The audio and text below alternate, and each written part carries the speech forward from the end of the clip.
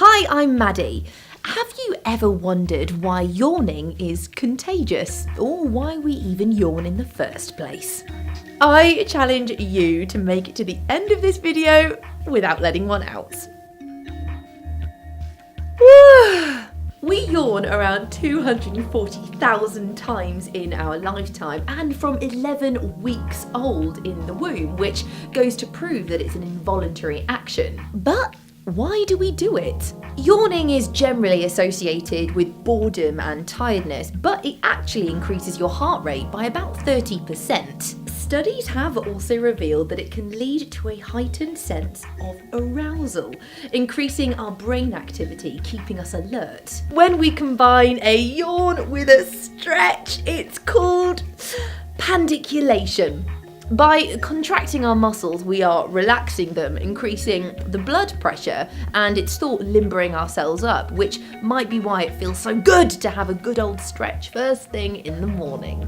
And actually, this is something we see across the animal kingdom. All vertebrates are known to yawn, and there are a variety of reasons as to why. Snakes are able to unhinge their entire head in order to eat a large meal, and afterwards, a yawn allows them to realign their jaw. Then there are the likes of hippos and primates such as hamadryas and yellow baboons, who yawn to expose their teeth and show dominance. And primates bring us on to contagious yawning.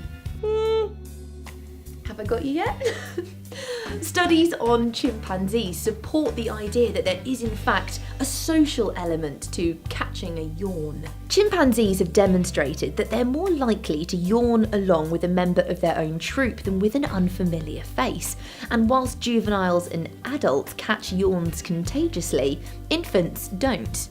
And this correlates with our own yawning behaviour. Since contagious yawning starts around the age of 4, the same time we develop cognitive abilities. Like chimps, we live within a social structure and have the ability to empathise.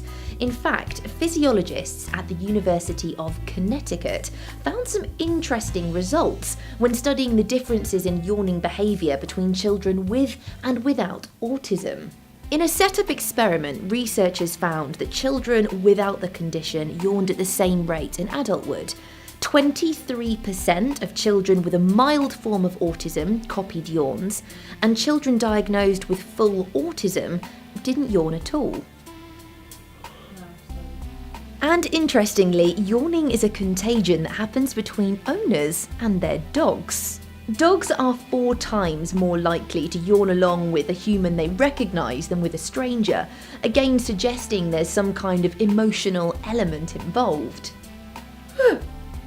Scientifically speaking, we still have a lot left to learn about yawning, and there are theories I haven't even touched upon, like it helps us to get rid of excessive carbon dioxide by drawing in more oxygen, and in evolutionary terms, that we used yawning for intimidation, much like we see in the animal world today.